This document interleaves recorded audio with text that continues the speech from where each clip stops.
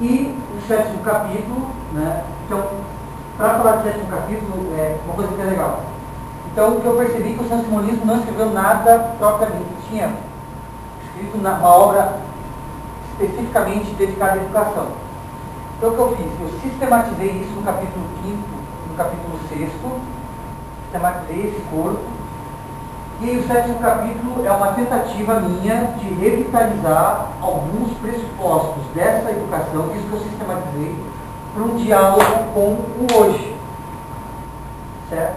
Então, eu criei um termo baseado no Santo Simonismo, que é a mediação do potencial sinérgico social. Eu uso a sigla, até porque tem essa expressão. Tá? Bom, então eu começo no capítulo falando sobre a história de Robert Blincoe. É uma história interessante, até inspirou o escritor chamado Charles Dickens, e até virou um musical depois, com Oliver Twist. E é a história de um menino que trabalhava numa fábrica, depois ele escreveu as memórias dele, publicou na segunda década do século XIX, e ele comia com os porcos, as crianças comiam com os porcos e tal, de forma de castigo, os dentes eram arrancados, as crianças eram castigadas constantemente, enfim, horror, é um ciclo dos horrores, assim, as condições das crianças no final do século XVIII. E, quer dizer, aí vem a argumentação, quantos talentos foram consumidos, não é? Quer dizer, quantos universos em si não foram consumidos por essa separação de classes que nós temos, por essa dinâmica do capitalismo e tal. E a questão é, será que isso acabou?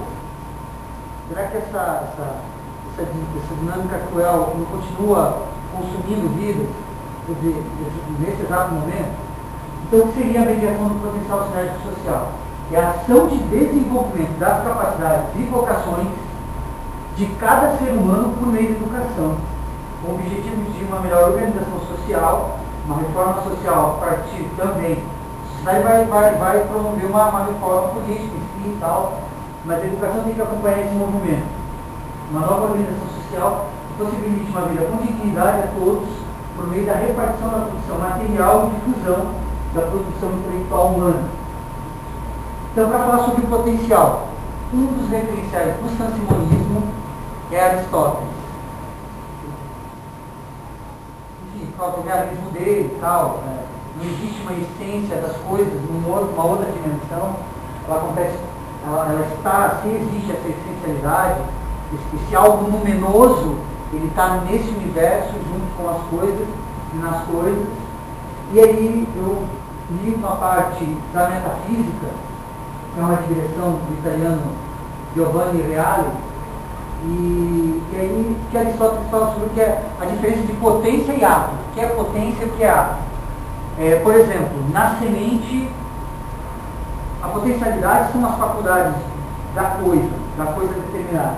Então, por exemplo, na semente existe a possibilidade de surgir uma árvore. Então, a árvore está em potência na semente. A árvore é o ato. Né?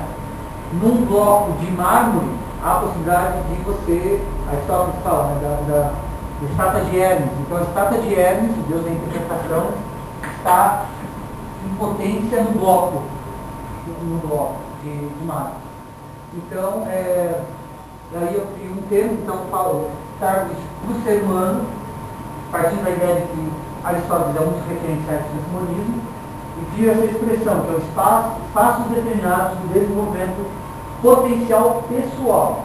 Então, Aristóteles faz 4 definições, né, quatro momentos da coisa, que é o algo determinado, o tempo determinado, o modo determinado e as circunstâncias determinadas. Então, ali eu coloquei em esferas, né, pessoas no centro. Um exemplo é o fogo. O fogo é o algo determinado. Né? Esse fogo ele tem uma existência, início, meio e fim, e de modo determinado ele vai queimar, ele vai iluminar, ele vai aquecer. Agora, para que ele possa aquecer, é necessário alguém que acenda, é necessário que haja oxigênio, enfim. São circunstâncias determinadas para que essa potência que ele tem de iluminar, queimar, incendiar, possa se tornar ato. né? E, de certa forma, é o que acontece com a gente, quer dizer, dependendo, esse algo determinado para o homem, dependendo do tempo determinado, de um modo determinado, das circunstâncias, isso vai possibilitar ou não o desenvolvimento dessas potencialidades. O termo sinérgico vem de sinergia, que é cooperação, quer dizer, o prefixo sim, juntamente, mais o radical ergon, que é trabalho. Então, a ideia de que na ação social, 1 mais 1 é mais do que 2. Não é só uma soma, quer dizer, a soma do trabalho não é só, a ação de trabalho não é só a soma das pessoas, mas ela vai além disso, ela possibilita ir justamente além disso, quer dizer, 1 mais 1 é mais do que 2. Quer dizer, eu, por exemplo, eu em ação de trabalho com o professor Lamar vai gerar uma coisa, e eu na minha ação de trabalho com o Carlos vai gerar outra. Então essas relações elas não são mensuráveis, elas vão além de uma questão matemática, né? Aí eu crio a expressão interação sinérgica espontânea, né? Eu fiz esses ciclos aqui que correspondem àquilo que eu havia falado antes, que eram os estados determinados de desenvolvimento potencial pessoal, e aqui você tem então o alvo determinado, tempo determinado, modo determinado, circunstâncias determinadas. Então, dentro da dissertação, eu faço esse gráfico e eles vão se entrelaçando. Esse desenho não é um desenho, ele tem um propósito. Então, eu dei o exemplo de uma mãe e uma criança, né? E depois outros exemplos ali também.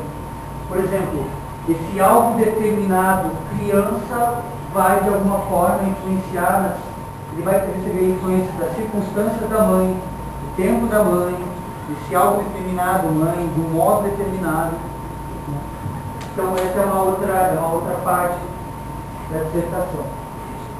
Bom, a parte, dentro desse conceito de mediação do potencial sinérgico social, você tem a sociedade, e ela tem esferas, né? Que são as práticas do homem. Então você tem a prática simbolizadora, a prática social, a prática produtiva. Então, dentro do quadro sansimoniano, você tem a atividade da arte, atividade científica e a atividade material. Então, dentro dessa proposta, as vocações elas devem contemplar essas possibilidades, tá? Essas 3 dimensões. E o que é interessante, dentro dessa proposta do sansimonismo, isso está no sansimonismo, não é eu que digo, pego ele como base, apenas, que, por exemplo, a criança de um trabalhador que está ali mortificado pela fome e tal, essa criança ela tem a possibilidade, por exemplo, de ser um gênio na matemática ou um grande médico, enfim. Então, a sociedade, o Estado, deve possibilitar que essa criança possa desenvolver essas capacidades, essa capacidade de, por exemplo, ser um médico. Então, é necessário que a sociedade dê uma educação para que ele possa ser feliz pessoalmente, porque ele vai ter uma vocação dele, e na medida que você tem, por exemplo, como eu peguei médicos, tem essa vocação, tendência seria, pela questões talvez zoológicas, você teria bons profissionais, né, homens qualificados felizes e vão retribuir para a sociedade. E você vai ter, por exemplo, o caso que eu coloco de um menino rico, que vai seguir uma profissão por imposição da família ou por questão de status. Vai ser lá, por exemplo, um grande desembargador e tal, mas ele gostava, por exemplo, de trabalhar com a terra, o sonho dele era ser botânico, trabalhar com botânico. Então, por que não essa possibilidade dessa criança ser feliz e, enfim, poder fazer aquilo que é vocacionado? Depois eu vou tentar amarrar isso aqui com o próximo tema aí.